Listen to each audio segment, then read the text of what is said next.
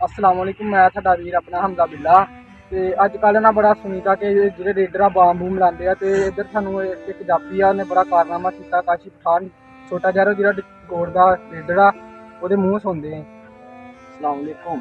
मैं तुहाडा अपना वीर काशी पठान। मैं ना भाई मैच ते गया भाई, उत्थे कुड़ियां पा रहा ते ਉਹਦੇ ਭਾਈ ਮੇਰੇ ਹੱਥ ਤੇ ਐਡੀ ਭੈੜੀ ਦੰਦੀ ਵੱਢੀ ਕਿ ਖੂਨੋ ਖੂਨ ਕਰਤਾ ਭਾਈ। ਤੇ ਅਫੀਸ਼ਲਾਂ ਤੱਕ ਨੇ ਵੀ ਭਾਈ ਉਹਨੂੰ ਕੁਛ ਨਹੀਂ ਕਿਹਾ। ਆਮ ਅਫੀਸ਼ਲ ਨਹੀਂ ਸੀ ਭਾਈ, ਇੰਟਰਨੈਸ਼ਨਲ ਅਫੀਸ਼ਲ ਸੀ ਭਾਈ। ਤੇ ਮੈਂ ਡਾਕਟਰ ਕੋ ਗਿਆ ਭਾਈ, ਉੱਥੇ ਮੈਂ ਡਾਕਟਰ ਨੂੰ ਚੈੱਕ ਕਰਾਇਆ ਤੇ ਮੈਂ ਡਾਕਟਰ ਨੂੰ ਦੱਸਿਆ ਮੇਰੇ ਨਾ ਬੱਚੇ ਨੇ ਦੰਦੀ ਵੱਢਤੀ ਆ ਭਾਈ। ਡਾਕਟਰ ਮੰਨੇ ਨਾ, ਉਹਨੇ ਕਿਹਾ ਨਹੀਂ ਤੂੰ ਇਹ ਸਹੀ ਦੱਸ ਕਿ ਤੈਨੂੰ ਕਿਹੜੇ ਕੁੱਤੇ ਨੇ ਵੱਢਿਆ ਭਾਈ।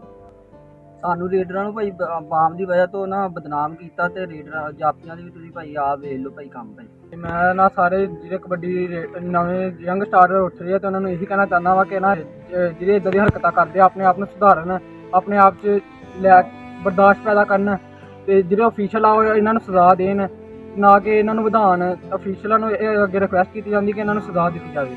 ਹੁਣ ਇੱਕ ਪਲੇਅਰ ਆ, ਉਹਦਾ ਜ਼ਖਮ ਲੱਗ ਗਿਆ, ਉਹ ਜ਼ਖਮ ਵੱਧਦਾ ਪਿਆ, ਹੁਣ ਇਹ ਵੱਧਦੀ ਹੈ ਤੇ ਇਹਦਾ ਕੌਣ ਜ਼ਿੰਮੇਦਾਰ ਅੱਗੇ।